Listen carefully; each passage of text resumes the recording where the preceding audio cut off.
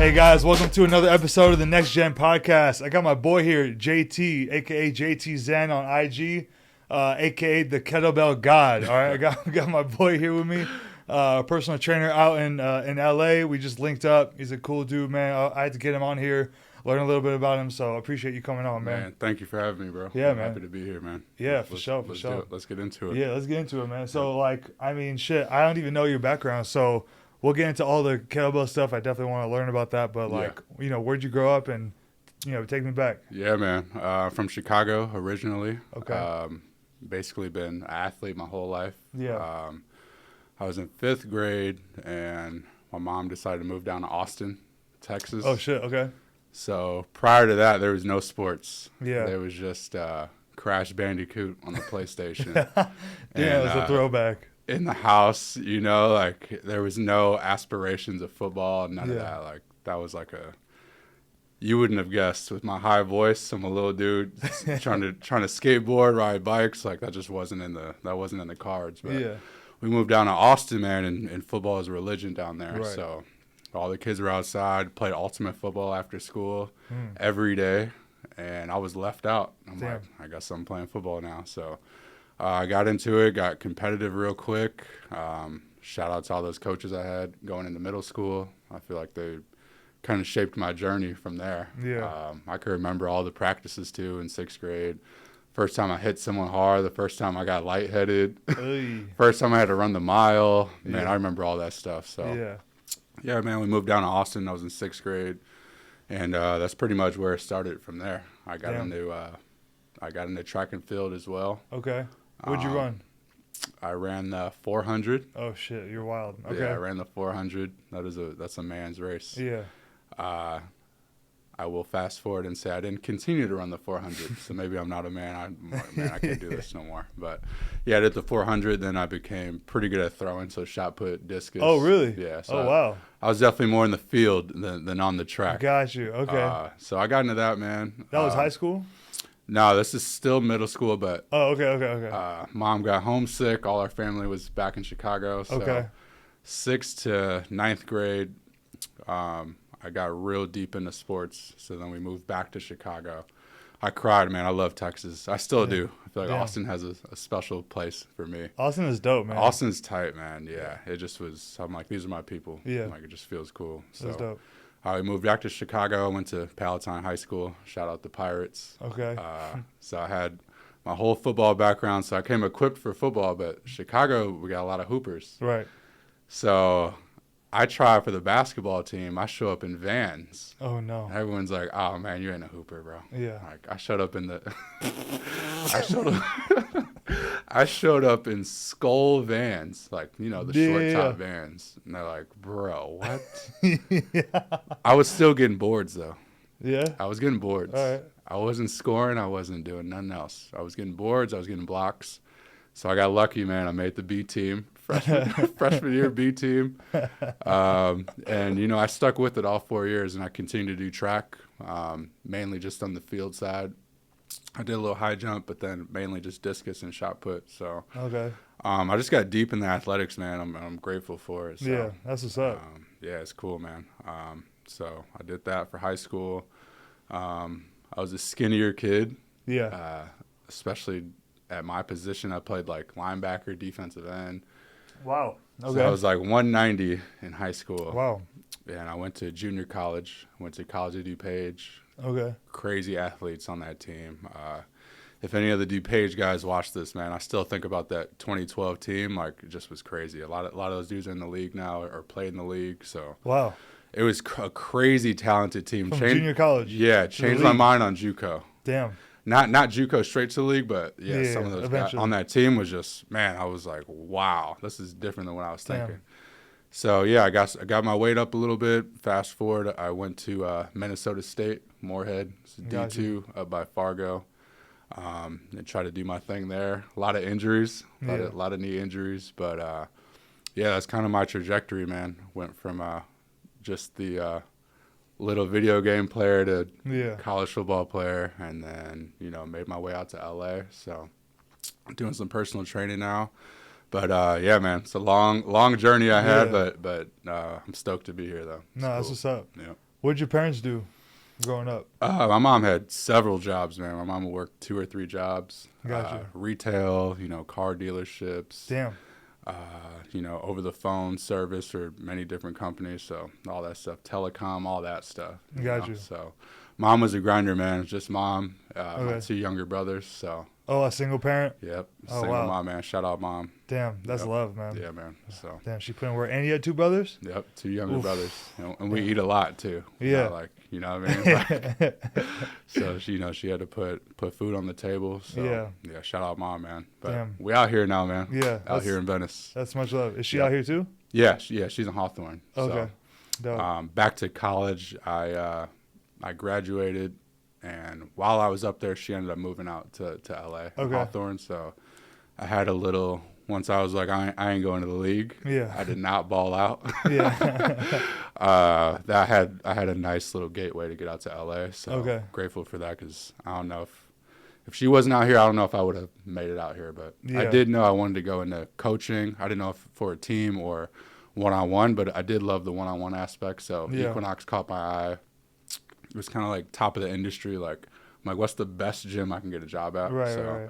Moved out to LA. I started at Equinox in Santa Monica. Okay, so, little one. Okay. Yep, a lot of memories there. But I moved in with mom. Within a month, I had a roommate, and then it just was. I haven't stopped working since. Damn, that's so I touched down in LA and haven't stopped working since. Wait, when did you start at that Equinox? 2018. Yeah, July. Okay. Yep. Does the name Abe Maynard mean anything to you? Shout out Abe, man. I've been on Abe's podcast, actually. Oh, for real? Shout out Abe, man. Abe. What's good, man? He's the homie, man. Yeah. Abe's a brother, man. Yeah. He was there when I first started kettlebells too, so I know really? he can. He's a kettlebell god too. Yeah, he was one of the teachers, so I know he can vouch for me. I was trash. Yeah, bro, I couldn't even hold the kettlebell. Like, I was still in football shape. I was a big dude. Yeah. But yeah, man. Yeah, a lot of love for Abe, man. Yeah. He was a good dude. Yeah, hell yeah. Yeah, he's down in Encinitas now. Yeah, he's doing his thing. I was on his podcast too. That's wild. Word. Yeah, that's cool. That's cool. The main idea. All right, Abe. Exactly. We see you, bro. We see you. We're here. Trying. All right, dope. So what you said you got into training, but like what pushed you there? What got you into training? Yeah. The other aspect of athletics, I personally enjoyed the workouts. Not necessarily waking up at 5, but once I was in the groove and moving, I actually enjoyed seeing my body transform and seeing the performance elevate. Like, it gave me a purpose for the movements. I was like, all right, this is why I'm doing this. Right. And then seeing that translate to the field was like so cool. So when I got into personal training, I had my background on like athletics. Right. But I went to Equinox and I didn't have a lot of athletes. It was Gen Pop. For sure. So my programs were no one could do them. Yeah. They were impossible. I'm like, all right, we're doing agility ladders. Like, I'm doing everything that I know at that time. And none of my workouts were just not suited for my population. Yeah, so dog. I had to, I'm like, we're doing box jumps to, Superman push-ups, ropes. Like, I had this whole idea of like, I'm about to kill it here. Like, so I had to do a whole reroute and like change my mind on what training really meant for a different population. Right. So it was a big eye opener for me. I'm like, man, no one could do these workouts. So I had people throwing up, like giving up, bro. 30 minutes, and it was intense. So. Yeah, that's funny. My business was not booming. Yeah. I figured it out, man. A lot of good coaches around me, Abe being one of them for sure. Yeah. Just seeing some of the movements they were doing. A lot of the trainers used kettlebells. Yeah. I'm like, man, why they use a stupid little ball with the handle? Like, that was not in the cards to me when I got there. Yeah. I had my style of training, which was football training, literally. So I'm training, 50 and 60-year-olds performance style training. Just didn't make any sense. So, now that I think back at it, it's just cool to see the evolution of my mind with training and what training really meant, So, damn. It's cool. That's what's up. Okay. Yeah, I know. It's fun. You're like, all right, let me chill out. I'm like, let me dial it back 10 levels real quick. Yeah, it's crazy. That's cool. All right. So you were at Equinox for how long? I was at Equinox until, don't quote me, but I think the end of 2021. So COVID happened, and then I came back for a little bit. Got you. And then I think most people figured it out. I was like, I can do this on my own. Yeah. Yeah. I made a lot more money doing Zoom sessions, so it was just time to go for me. So yeah. So I think 3.5 years. Yeah. Okay. Dope. Yeah. All right, so it was the pandemic that helped you push you to do your own thing. And, yeah, I'm like, it's time to just run my own thing. And I had thought about it, but there's always a lot of fear of for sure, actually becoming an entrepreneur and doing it on your own. So I had that for sure. I get it. I was like, man, I don't know if I want to make this jump. I didn't know if people would follow me, but right. Grateful, man. Everyone was like, where are we going next? I'm like, say less. Yeah. Yeah. Yeah. That's dope. Yeah. Okay. Cool, dope, man. bro. Yep. All right, I want to dive into something you said earlier. So you said you played JUCO football, and then you told me before, you said you had 3 knee surgeries. Yo, that's crazy. Yeah. I'm like, all right, you gotta tell me, give me all the injury stuff. Like what happened? Yeah. So 2012, I was a freshman on that DuPage team. Crazy athletes. I was pretty athletic. I would say probably the most athletic I've ever been. Yeah. I just was crazy explosive off the ball. Felt so good coming from high school to DuPage. And I remember I got into a game as a freshman, and I think it was the first or second play in that drive, I got a sack. But this sack came from a cut block. So it was a little running back. He cut blocked me, cut my knee, but I still got back up, got the sack. So I'm hyped, let's go. I think this is in Iowa, I believe. I can't remember what team, but I think this is Iowa. It's freezing. I mean, it's freezing cold. So we go back to the sideline. I'm all hyped up, and then I get asked to go in for another drive, and I can't get up. My knee. Shit. I'm like I can't push off my leg, but the pain hadn't set in. It was like it froze, and then it just was. I was unable to play pretty much. So I knew something was wrong. I didn't play the rest of the game, obviously. And then we went inside after the game, and it was. I would describe it as like chicken thawing out. I swear to God, it was like my body finally got back to its regular temperature and it thawed out, and I just felt this sharp knife pain in my knee. And I knew something was up. Damn. And we got the MRI, tore my ACL.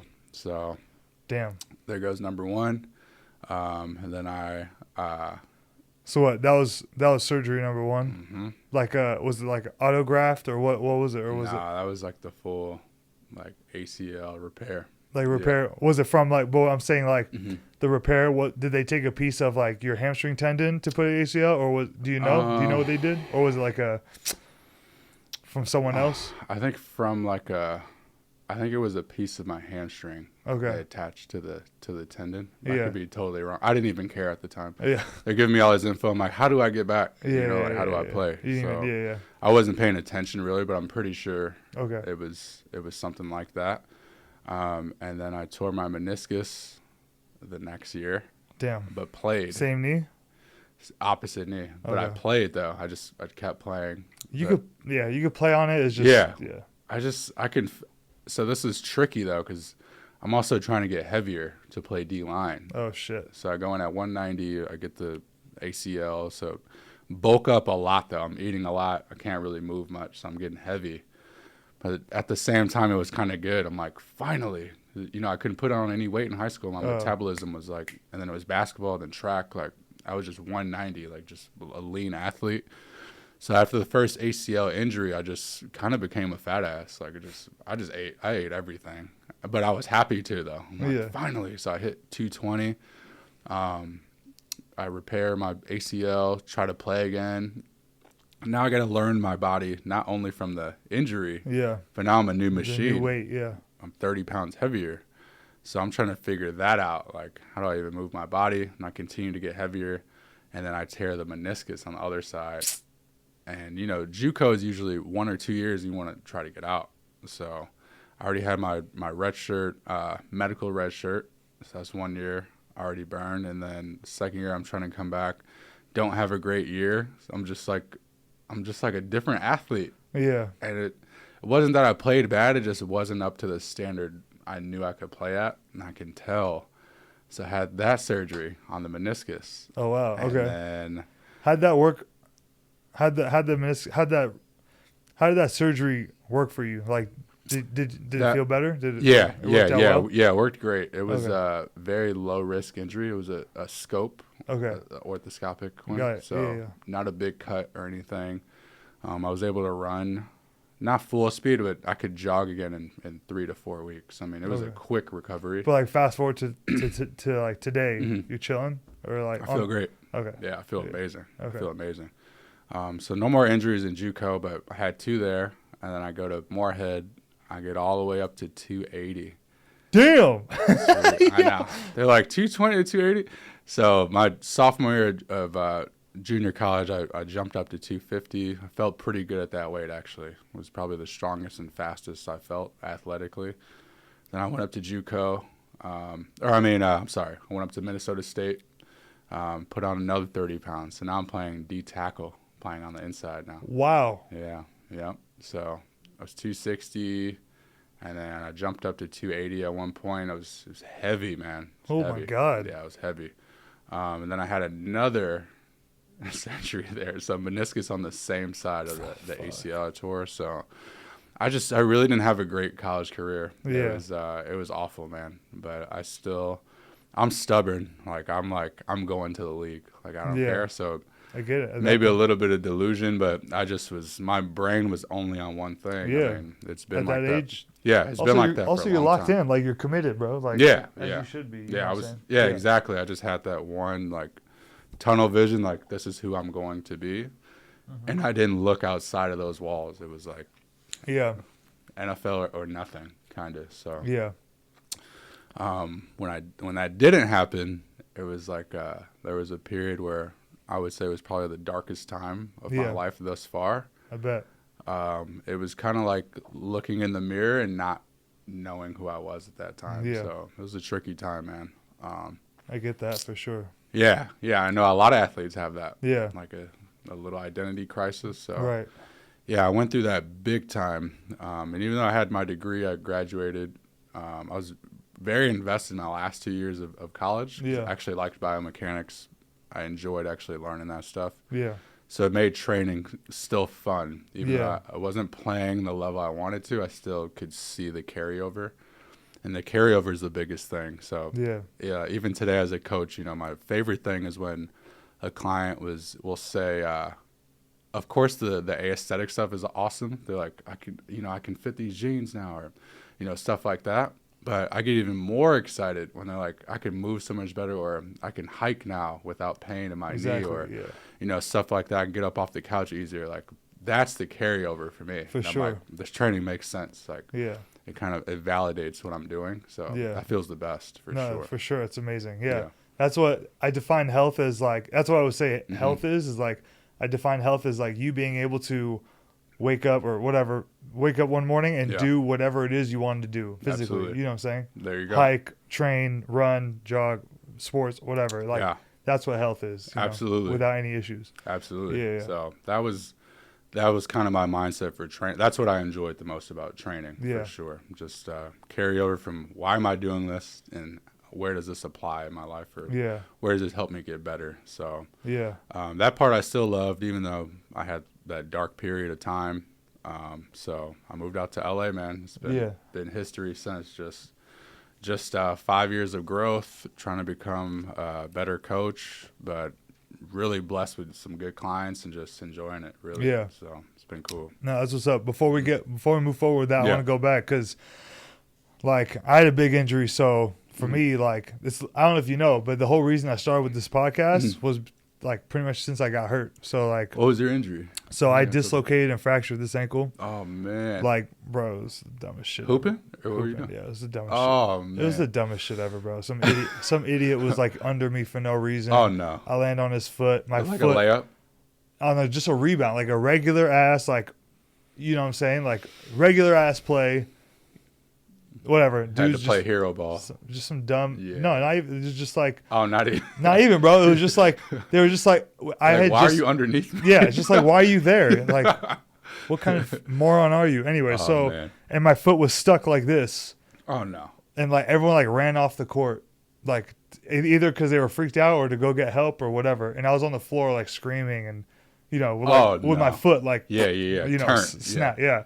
And man. I didn't even know. All I knew was I was in a lot of pain. I didn't even know what was happening. And I turned over onto my back and I looked down and my foot was like stuck like that. Oh man. And I'm just like, what the fuck? Yeah. So I kick it like that and it snapped back. And then after it snapped back, I kind of stopped freaking out. I was like, all right, cool. Like, whatever. Yeah. And also, like, I was definitely in shock. For sure. Yeah. And then kicked your foot back in alignment. Yeah. Bro, it was crazy. It just went, it was nuts. Anyways, so ever since that happened, obviously I was bedridden with my foot up like this in bed for like 2 weeks.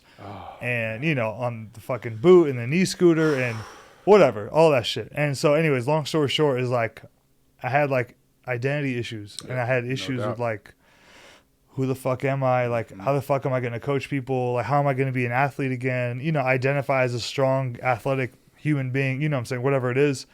And I was, I was down bad. So anyways, I was listening to podcasts. I don't even remember which podcast it was, but it was just like podcasts with like, I remember the guests were like Klay Thompson, who obviously was out for 2 years. Yep. He tore his ACL and his Achilles. Man, that was crazy. Right? Man. Yeah. And then another podcast with Tyler Ennis, who tore his Achilles. Yeah, Tyler Ennis. Yeah. And then football, right? No, I think basketball player. Tyler, yeah, I remember now. Yeah. Basketball player. He played for the Lakers at some point. And then some other one. Anyway, it was Tim T. Francesco's podcast. Shout out to Timmy. Anyways, it was just nice to hear them say the shit out loud that I was thinking to myself. Yeah. Made you feel like you're not alone. Made you feel like there was like, you're not going through it alone and you can connect with something, you can resonate with something. So that's literally why I started this podcast is like, I want to share relatable stories. So like when you told me you had 3 knee surgeries, like I'm sure everything I just explained, you were going through that shit too. I'm sure you were down bad. Yeah. You were out seeing your teammates practice and play games and whatever. And I'm sure you felt like, fuck, I should be out there. Yeah, no doubt. And then like you said, you looked in the mirror, you didn't even know who you were looking at. Oh yeah. That's kind of like, it's still to this day, it's kind of how I feel. I mean, I'm going to get surgery on this foot. Yeah. Hopefully in February at the earliest. You haven't had surgery on it? Nah. So really? Yeah, I tried to like just did PT. I tried to PT my way through it, and then we realized like, long story short, like no amount of PT can help because it's like a bone. There's like a structural component that's they grow back causing. It was, it's crazy. The structural components that are causing me issues had nothing to do with the injuries, but I guess they were exacerbated by the injury. Yeah. You know what I'm saying? Which sucks because it's like, what the fuck? So, man. Anyways, long story short, I say all that to say, like, let's tap. If you don't mind sharing, I want you to tap into like how you felt when you were down. Obviously, you had surgery 3 times, so it's like, what the fuck? You lost months.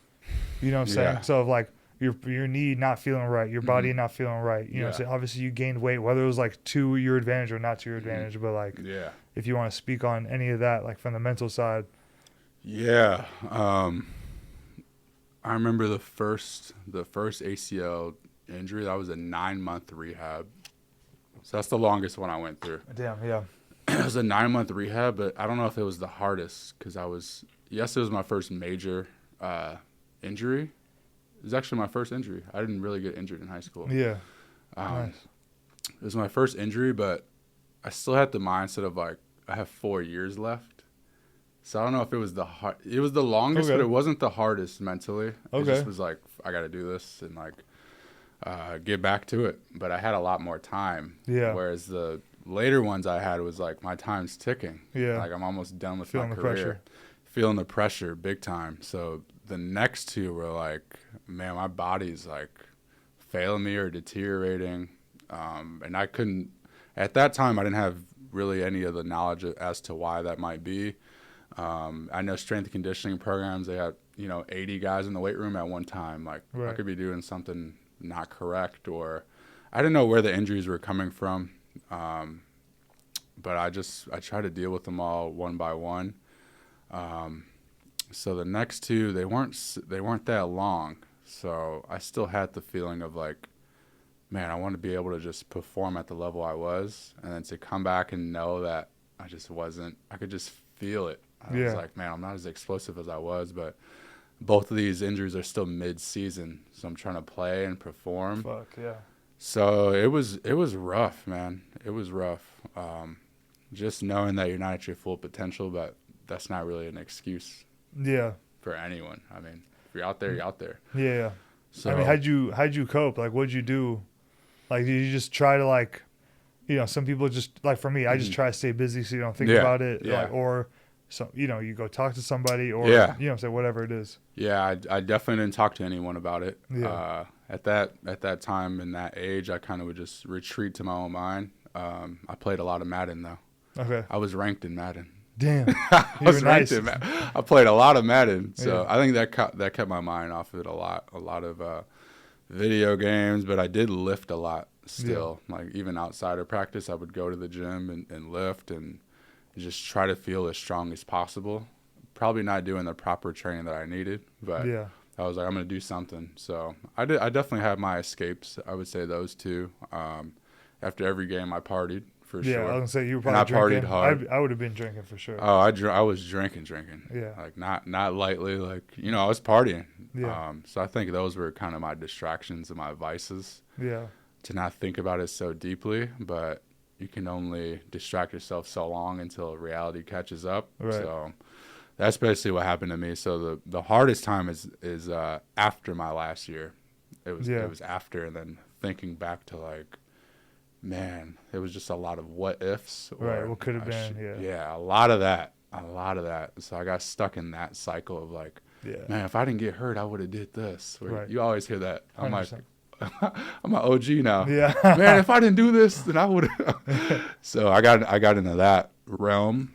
That's not a healthy realm to be in. Mentally. So to get into personal training is, I think, what snapped me out, and seeing some success with that was cool, and starting to get some of that excess weight off of me started to bring me back to life, I think, a little bit. But I would say that move to LA, and that was hard, man. I had a college girlfriend at the time. Oh shit. I moved in with her after I graduated. Damn. Couldn't get a job. I applied to basically every gym within a 10-mile, 20-mile radius. Damn. I didn't get one call back. And then also they didn't have any big chain gyms really. I think there's a Lifetime up there. Up in Minnesota, but it was a lot of smaller, intimate gyms, so I just couldn't get into any of these places. So I kind of had no choice. It was like even to like intern, or you nothing. Nothing. Yeah, just not really any opportunity for me. So it's kind of like feeling out the situation, then knowing something needs to change. Like you kind of know when you're in the right spot. I think intuitively people can feel like I'm not in the right place. Right. So I just started listening to that, and I had to move away from my girlfriend. I mean, it was a big sacrifice, man. It was hard. It was tough. It was tough. So I think touching down to LA, seeing the sun, seeing the palm trees, Equinox is not a bad looking place. People also don't look bad at Equinox. Yeah, they don't. And then they had a continued education program. So I just dove in, man. I just dove in. Good, I would be there all day. I'd be there some days I'd start at 5 a.m. I wouldn't leave till 10 p.m. Damn. Just because I was like, I got to build my business. So I would go back, and my mom and my grandma would be like, you've been there all day. Like, what have you been doing? I'm like, working out, talking. And I'm like, I got to build my business. I'd be so tired. I'd get home, eat, go to bed by 11:30, get back up at 4, and Uber from Hawthorne to Santa Monica. Damn. I didn't have a whip or nothing. So yeah, it was a time, man. I just put my head down and just grinded and just. That's what the early 20s are for, man. Yeah. I'm glad you did that, because now you can look back and be like, that led up to where you're at now. You know what I'm saying? Thank God. Yeah. I love hearing stuff like that, because I feel like, I don't know, a lot of people aren't willing to like. They don't understand it. They don't think about it. Whatever it is, but like they don't have the perspective of like.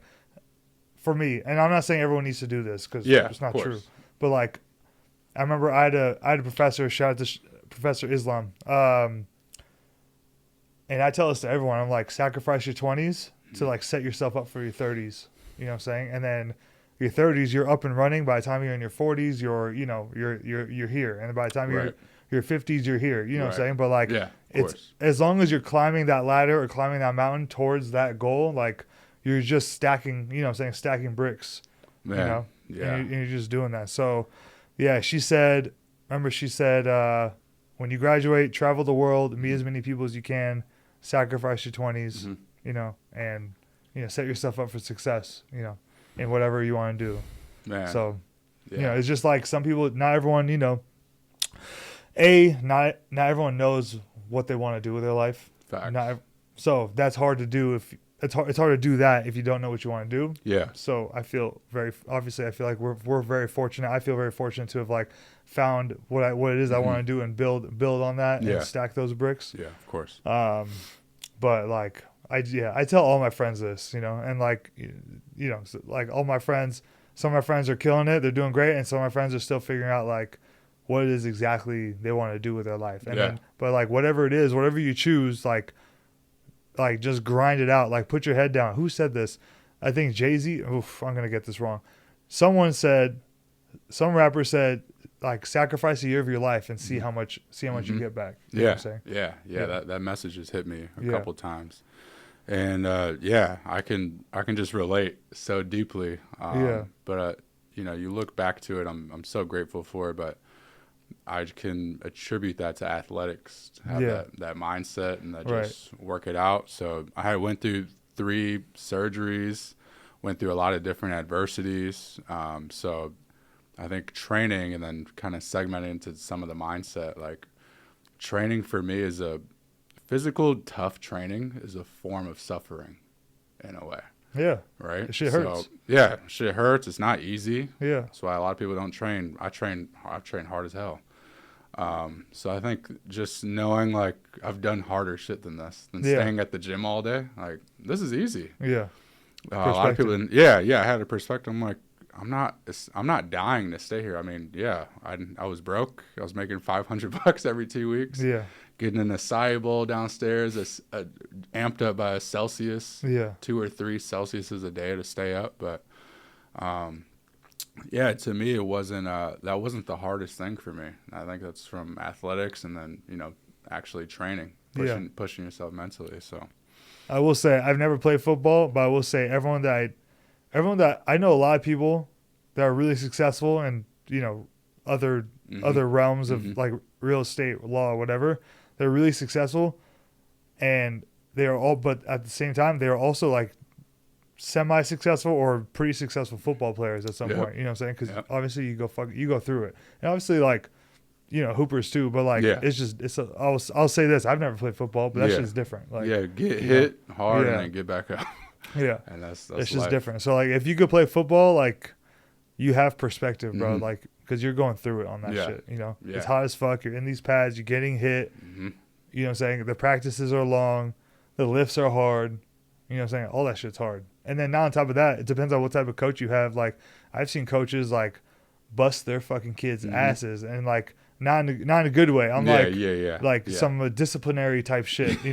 Like the kid's throwing up in the trash can and the coach is like, he loves that shit. He's laughing. And it's like, I look at that shit like, you're an idiot, but like what are you doing? There's a silver line. I was like, what are you doing? What are you doing to this kid? But there's a line, obviously, but it's at the same time, like we just talked about, if you go through some shit, like now you have perspective of like, I can get through anything, there's pros and cons. I hate to call it like mental toughness. Yeah, it is mental toughness, but at the same time, like, don't whatever. Never mind. I'm not gonna. I feel you on that. I'm not gonna get into that shit. But I feel you on that. Yeah. All right. Well, all right. Let's flip the switch, bro. Like, obviously, you talked about kettlebell training. That's like your main tool, I would say. So you went from like not touching them to being all about them. Yeah. So what happened? I think the first time was at Equinox. I actually made a post about this today, which is funny. But I actually did see that. Yeah. I made a post just about this. That's hilarious. But I went to. It was like pretty much all the tier 1 trainers, like basically the freshmen of Equinox. We're all brand new. At that time, they did a good job of like, okay, all the tier 1 trainers like learn the kettlebell because this is the kind of people we have coming into the gym. It's a great tool to use. So I'm trying to learn the techniques, and my body is not responding at all. And it turns out I had just zero mobility. My shoulder mobility was awful. I was big. I was strong. In a lot of ways athletic, going in a straight line. Yeah, you're sagittal. I'm a train. Yeah, I'm all sagittal. Sagittal God. I'm sagittal God. Like, I wish you would run into me. Like, I'm putting you down. I had all that, but I couldn't do any, like, all the trainers are making it look so easy. Courtney Crump, Abe, like, they're snatching above their head, wind bending with it. I'm like, oh man, I can't do none of this. So that was the first eye opener of like, I'm not that athletic. Like these trainers they're doing all type of shit with this kettlebell. Yeah. So I remember after the first time we tried to learn, I felt terrible, and I'm like, this is not for me. Like I'm not swinging these kettlebells. Like, what is this for? Yeah, I'm off this. Yeah, I'm off of this. But getting into Gen Pop training is like, I need to teach someone how to hinge. I need to teach someone how to lunge, like all these things. And a lot of the patterns with the kettlebell, to me, are a lot lower risk than putting someone on the barbell. Totally. For the first time that has no movement foundation. Right. And they can't squat properly, I don't think it's smart to put them under a barbell. But at the time, that was most of my knowledge. Right. It's like, this is how you squat. I wasn't doing a lot of squat, bench, deadlift. Yeah. I wasn't doing a lot of the all the gray area stuff. It was like this or that. So I started to get familiar with it, and like I said, I was there all day. I had time to explore and learn. So when I start feeling my body unlock with some of the moves, I'm like, oh, this is fun. And then I went to a certification taught by Clifton. Clifton's a beast. And after that certification, when I learned how to... Was it strong first, or...? No, it was like kettlebell level 1 certification, so you can coach at Equinox. So they want you to have like a cert, which is smart. So you have like at least basic knowledge on this is how you set someone up. So not only was I feeling like explosive and mobile and athletic, I had never been that mobile before. So I went pure kettlebells for almost 6 months. I didn't touch a dumbbell or a barbell. Nice. And even then I still had things to improve on, but I got so much better. I even did like a swing challenge. I was like, I'm doing 100 swings a day until these feel good. Like then I just got into it like that. But all the patterns were the same patterns I do on the barbell. This is the hinge. This is, deadlift, squats. I can hold 2 here. I can do a single rack squat. So there's a lot of different ways to attack my core, work on a lot of imbalances from left and right in my body. Right. So the unilateral training with one kettlebell, the mobility was kind of like the aha moment for me. Right. And, to go through what I went through physically with my body, I started just feeling really, really good. Yeah. Really good and able to move well. And understanding it's not so much about the kettlebell, it's actually about the movement itself. Exactly. Yeah. So when I got into like a better mindset on like, okay, these are the movements I'm trying to coach, and this is why this applies to life. I started putting my clients through it, and then I'd be at Equinox working out, doing I would just experiment. I'd be doing weird shit, like bending in different ways, like coming from the ground up, spinning it around my head, like just trying to do whatever felt good on my body. And that's actually how I built my business at Equinox. So people would be like, oh, like, do you teach kettlebell training? So I learned kettlebell flow from watching people on Instagram, Marcus Martinez, Venus. Those are 2 of my dear friends, but those are 2 of the first like couple people I've seen that were like, this is kettlebell flow. And I'm like, that's different than just squatting and pressing and lunging. Right. So it filled in all the gaps I needed to become a well-rounded trainer, if that makes sense. Like, not for sure. It opened up my brain to like, no, you need to be strong at different angles. Yeah. And that makes a resilient person in life, but also a resilient athlete that can adapt to different stresses on the body. I'm bending this way. I can work ankle mobility, shoulder mobility. So in a way, I'm like, I wish I discovered this while I played ball. Yeah. Like I would have been better overall, but that's going back to I wish I could. Right. But still. That OG shit. Yeah, I'm back on the OG shit. But there was a lot of aha moments, but I think that's totally it. Just realizing it's about the movement. Yeah. And how I felt was like, wow, this is amazing. So. No, that's dope, man. I recently hosted a workshop and at FitHub? At FitHub. FitHub, yeah. I did a few there, but one of the topics was like, oh my God, I'm blanking. A long story. I don't remember exactly the title, but it was like essentially like meeting your person, your client, where they're at. Yeah. You know what I'm saying? Like movement proficiency. And like, that just came from like, dude, I look around the gym. I'm at Equinox working out myself. Yeah. Other gyms. I look around the gym and it's like, why do you have your client doing that? Like, you know what I'm saying? It's just like, it comes up. Yeah. So it's just like helping people understand like every movement and every implement like gives you like a list of like prerequisites to be able to execute. So like, take a back squat, right? Mm-hmm. You need the requisite shoulder external rotation, the requisite T-spine mobility, the requisite hip mobility, the requisite ankle mobility. It's a lot of boxes to check. You know what I'm saying? When instead, like, I'm not saying you should never back squat at all. I back squat, I front squat. It's great. But take someone who's a novice and doesn't have those prerequisites. Don't put a fucking bar on their back, especially like, because you're going to put a bar on their back and then you're going to have 10s on each side, 65-pound squat. All right, bro. Like, and be stuck there. Yeah, exactly. And also not be squatting well. You know what I'm saying? Mm-hmm. So like, bro, just put a kettlebell or a dumbbell in their hands. Oops. Goblet squat. You know what I'm saying? Yeah. Build proficiency, build capacity, build strength in a goblet, anterior loaded position. They're going to be able to squat better anyways. They're going to be able to access more range of motion. Yeah. And then when they hit whatever you think that milestone is, you know, like I used to have a milestone of like, all right, you're a male. As a male, in order to graduate, and this is not like black or white. This is like, this is just like a rough milestone. But like, if you could hit 20 unbroken goblet squats with an 85-pound goblet, I like that. Yeah. Then all right, let's touch the bar. Yeah. Let's fuck around with the bar. You know what I'm saying? That. Because like the least you're gonna do on the bar is like 95 anyway. So it's like, can you crush 85 pounds in front of you? You know what I'm saying? If you could crush 85 pounds in front of you, I know you can crush 85 pounds on your back. Yeah. You know what I'm saying? I like that. Not just from that's from a strength perspective, and obviously you have to think about this and the ankle and whatever. Yeah. But like, if you've taken the time to get there, then hopefully you've helped fill those gaps on the way. You know what I'm saying? Yeah. So I like that. and then the same thing goes for deadlifting. Obviously, deadlifting with the kettlebell is like so easy to teach. Much easier. Yeah, and like I don't really barbell deadlift anybody. Like I don't even barbell deadlift myself. The only time I barbell deadlift myself is like for speed because it's fun. Yeah. You know what I'm saying?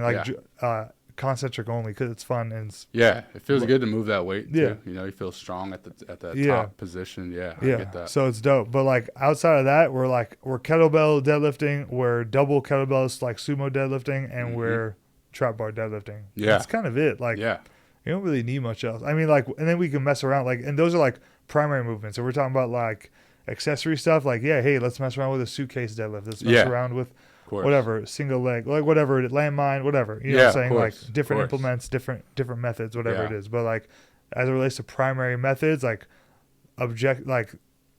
movements that you're gonna track over time, that they're gonna be your main rocks. Yeah. Obviously, like squat, bench, dead. Like those are my main rocks, but they're not always with the barbell. They're right now they're rarely with the barbell at the moment, but like anyway, so it's just like about meeting your person where they're at, you know what I'm saying, and how to be able to understand that. So it's like if you're a personal trainer, a sports performance coach, whatever, like you should be like, let's say this is an elite athlete and this is a novice. Most of your people are going to be down here anyway. You know what I'm saying? Like learn the hard way. So it's just like, dude, just like kettlebells and dumbbells are awesome. They're fantastic. So it's just like you got landmines, you got whatever, body weight mastery, like whatever. Like there's hella shit you can do outside of barbell shit. And I'm not trying to demonize barbell shit at all. I'm just saying there are prerequisites, and like you have to understand that there are prerequisites, and you have to understand like, is this a good fit for the person? Do they fulfill these prerequisites before we can move on? Yeah. I think it's important I am someone that worked out my whole life, 17 years, and the barbell is causing me pain. Right. I'm not understanding how to properly load my hips or how much more mobility I need. So there's the wide range, but the kettlebells give you a good, they expose a lot. Yeah. It exposes a lot. Like, for sure. Shine the light. Yeah. It shines the light on like areas you really need to attack. I didn't understand how much more dominant my right side of my body was.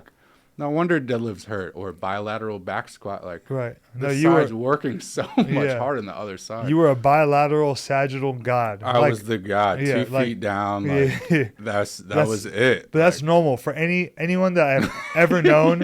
Everyone that I've ever known to play collegiate football. Like, that's just the case. Because like you walk into the weight room, like you said, it's 80 dudes or 50 to 80 dudes at the same time. Like, the program is clean, bench, squat, deadlift. Yep, that's it. That's kind of it. Like, that's kind of it, yeah. You know what I'm saying? Every day. It's just different, obviously different volumes and intensities. But like, obviously now it's obviously a little bit different depending on what program and what coach. But like, for the most part, you're still crushing that shit because like they need to turn you into a machine. Yeah, you need that power though too. So like you have to build that armor. You know what I'm saying? For a while, I was kind of like kind of trying to put the blame on those coaches. And I'm like, no, it's kind of like that's what comes with the territory. Yeah.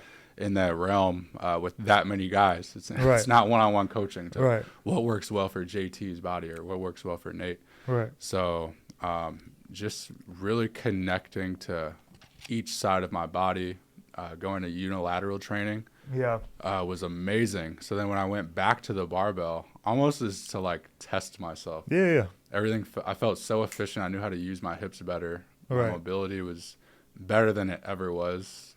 You could access those positions better. 100%.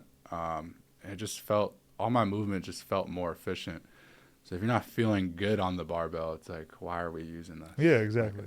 So am I just using this just to move weight? Like, there's a lot of different ways to move weight. Like, do a strict press with the kettlebell. That's moving weight. Or swing a heavy kettlebell 20 times. Like, you might feel your glutes more than you do on a deadlift. Like, so just connecting to my body on a deeper level, and then applying that to more of my general population clients and seeing how strong they got and how much heavier the kettlebells would get. I'm like, this is it. Like, this is amazing. So really built my business around mostly kettlebell. I had some bodybuild guys still too, which is always fun.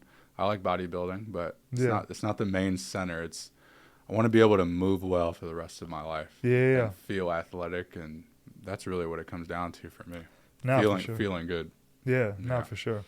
I was gonna say, I remember you mentioning like mindset training also.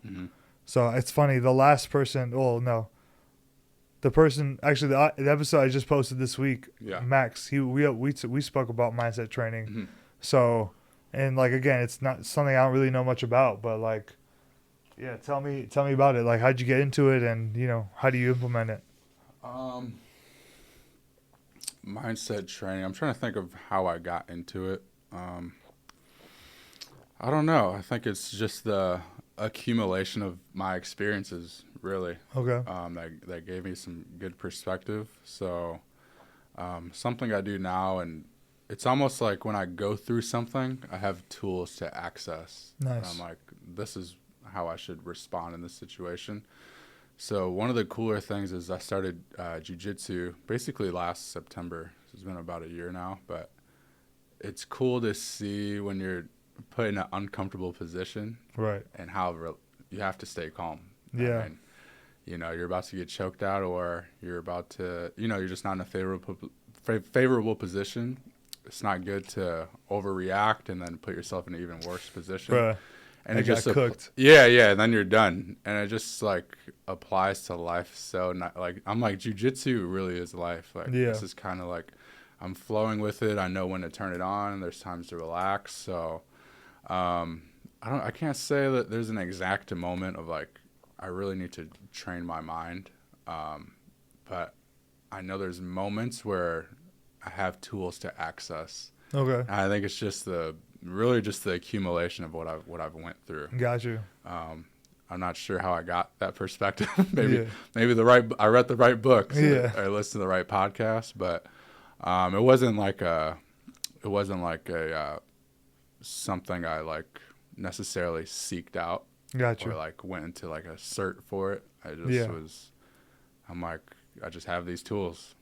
So I don't know. It just kind of came to me naturally. So. Lucky. I feel that. Yeah. All right. Dope, bro. So what's next for you, bro? You working on anything for yourself? It's like I want to give you a platform to like plug yourself. Yeah, So for sure. You got shit going on? Yeah. So with I'm mainly just on Instagram at JTZen. All my workouts are on there, but I was going through a little bit of like, what do I want to put on this platform? So I'm pretty multi-passionate. I like to do a lot of different things. Yeah. And I want the content to reflect that. So one thing I got into was like online coaching. And I know a lot of very successful online coaches. For sure. And I know, they make a lot of money. They're impacting a lot of people in a great way. Yeah. So I tried it, and it really just wasn't for me. I figured that I love training with the in-person connection. For sure. That's just where it's at for me. That's where my heart is. And just to have that one-on-one, or sometimes I train up to 3 or 4 people, but it's still pretty intimate. Yeah. Just to connect with those people and see their progress. That's why I love training. And even though online coaching can be very lucrative for a lot of people, if my heart's not in it, I can't go all the way in it. So I didn't feel like connected to that kind of like lifestyle. Yeah. No, I couldn't do it. I couldn't do it full time, but I've had online clients for years. Yeah. For like, what is it, 2023? Oh my God.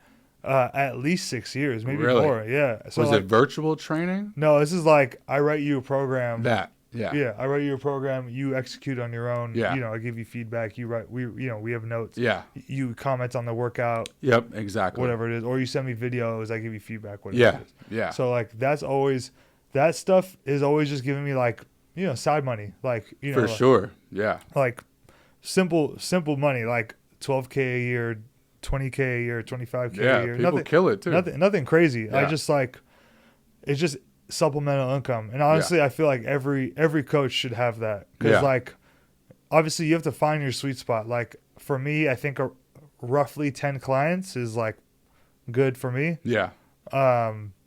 It doesn't take it takes up a little bit of my time, but not too much. Yeah. It's not ridiculous. Yeah, it gives me a little bit of money. Not that I need it, but like it's nice to have. It's just extra bread. We live in La La Land. Yeah. Extra bread. Yeah, like it's cool. Yeah. So I feel like every coach at some capacity should do it. You just have to find what your capacity is. You know what I'm saying? Yeah. And how deep you want to go. Yeah, no doubt. Yeah, I can even say I agree with that. Maybe it's something I'll revisit, but I tried it out. I just didn't feel like drawn to it, and I felt like I wasn't making the impact I really wanted to with the clients I had. Mainly because I'm writing this program for you, and you're giving me info, but I'm not really seeing you move.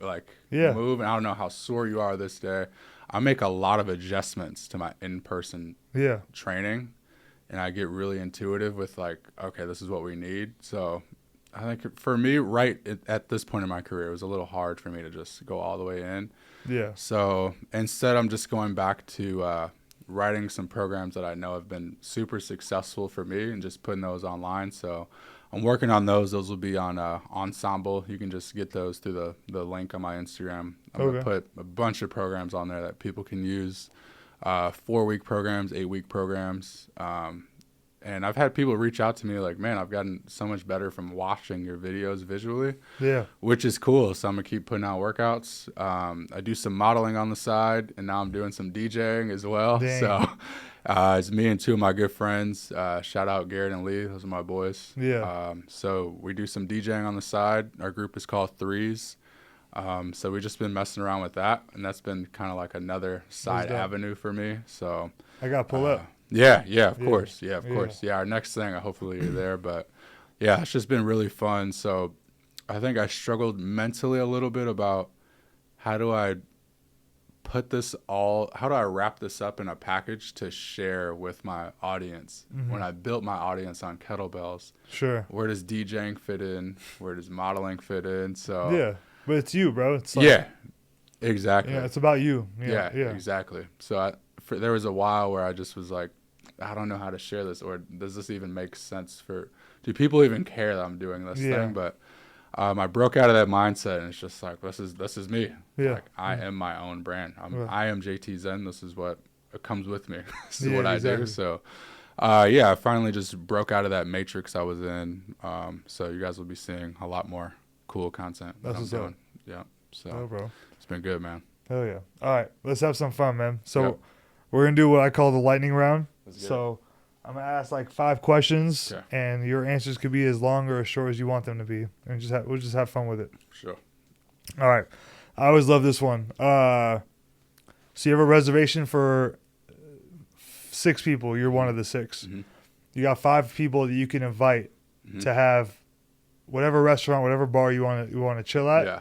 You got 5 people to kick it with, but these are 5 people like dead or alive all time. Oh, you know what I'm saying? time. Like, who are people that you want to like kick it with, learn from, talk to, whatever?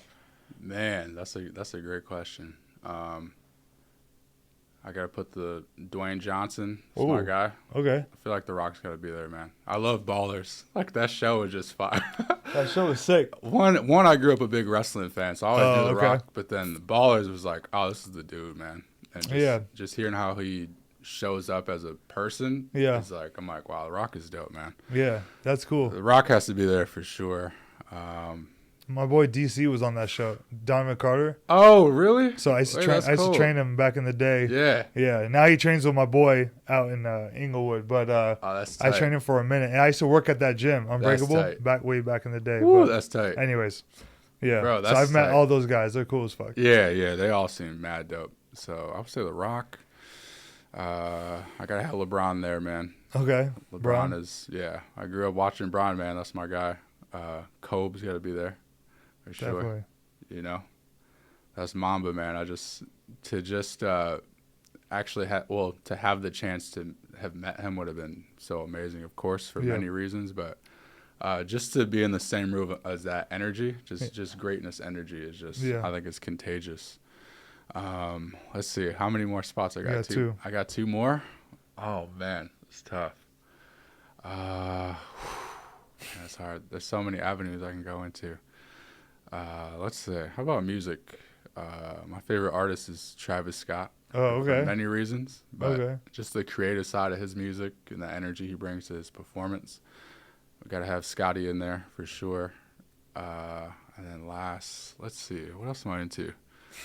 It's a tough question, man. Yeah, it's a fun one, though. Yeah, only that many. Ooh. I'm gonna have to go. Man, who else is my all-time favorite football player? I'd have to probably put. I had to put Lawrence Taylor in there, man. Okay. Yeah, I had to put LT in there. Yeah. Man, I need to have a conversation with that dude. He was something else, man. And that was actually before my time. I'm 94, but I used to watch Lawrence Taylor highlights. That's cool. Before a game. So yeah, that's what would get you hyped. Oh yeah. LT, I'm like, that's a screw loose, man. Like, how do I tap into that mindset? Yeah. Like, you need that on defense, man. You gotta have a screw loose. So. Yeah, no, Ray Lewis is some shit. Like, yeah, exactly. Yeah, someone in that kind of realm I looked up to all those dudes. So someone in that realm for sure. All right, bet. I love that. All right.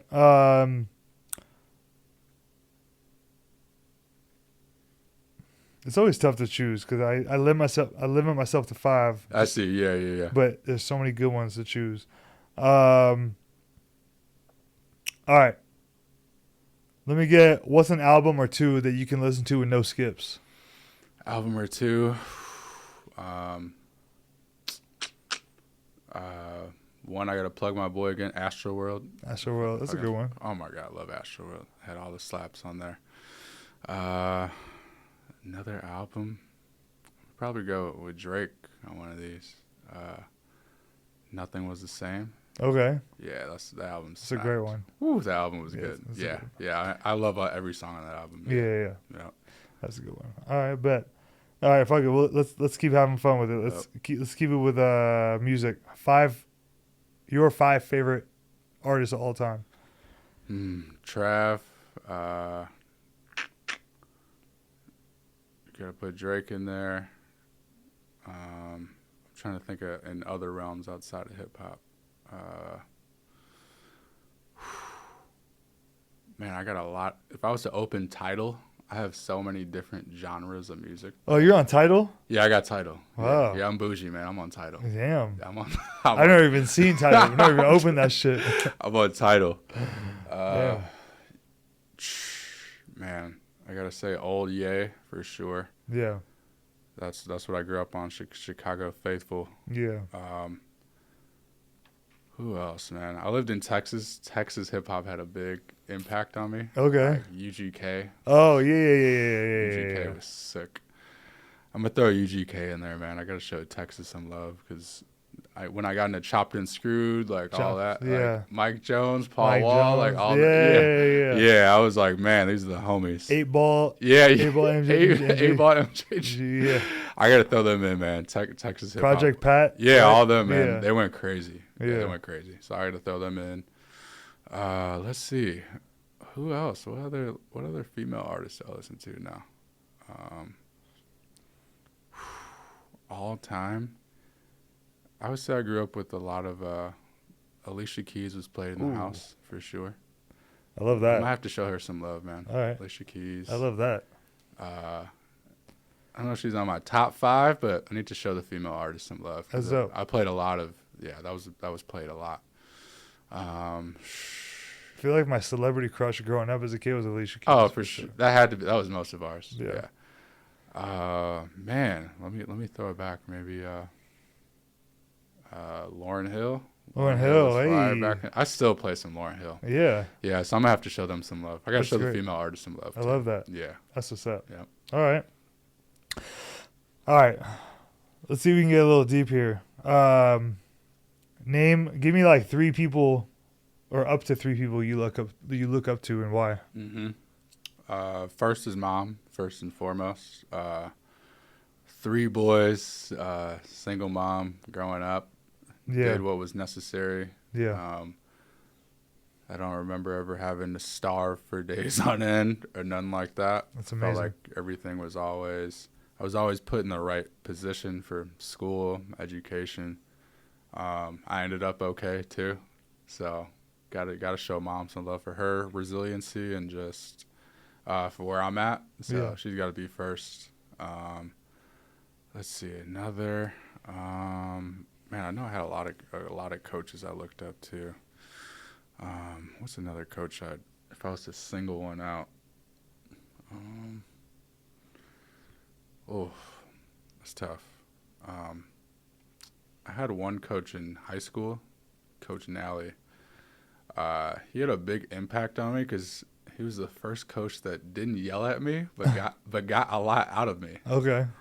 So it was like me thinking to myself as a coach I was thinking this was the one way I had to coach, but knowing how to get the most out of someone without necessarily yelling, I just admire that so much. Yeah. I think my coaching reflects his style. I don't yell, so I think my coaching reflects his style a lot, and every player also just had a lot of respect for him. No matter how big of the ego the player was, it was like everyone was like on a human level with him. Yeah. So that's just what he brought. It's amazing. So that's one coach I definitely was like, wow, he made a big impact on me. And then, man, there's so many.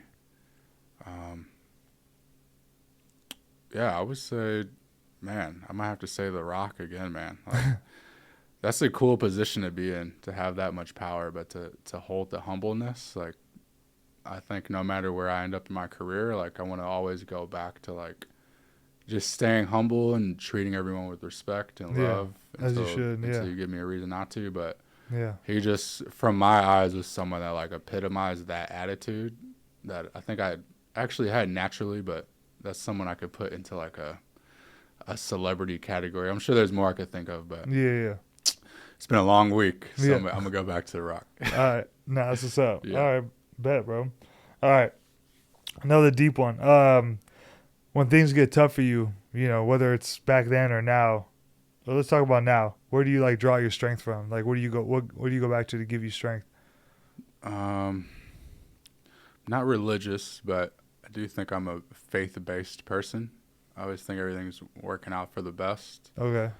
And I think looking back on my childhood and things I went through and how I'm alive and well today, it can be hard for a moment or two, you lose that perspective, but I draw back on, like, I've already went through this or something worse. Like, it's probably going to be okay, even though it sucks. Like, it doesn't mean it's easy, but I definitely will go back to past experiences and being like, this is just another adversity to check off and boulder through. So, yeah. Okay. Yeah. No, that's what's up. I get that. I would say I'm pretty similar to that. Yeah. Yeah. All right. We'll end we'll end on a fun note. Actually, I got one last one for you. All right. If you could relive one sporting event ever, which one would it be and why? And this could be like whether like it was you playing or you watching or you wish you were there. You know what I'm saying? Whatever. Yeah. Relive a sporting event. Definitely has some good ones for sure. Let's see. I would think it would be. I have to go back to high school and like beating our rival high school. So I went to Palatine, and Friend was like the more ritzier side. But we were in the same town. Okay. So I remember I remember my energy. I can almost like feel it again.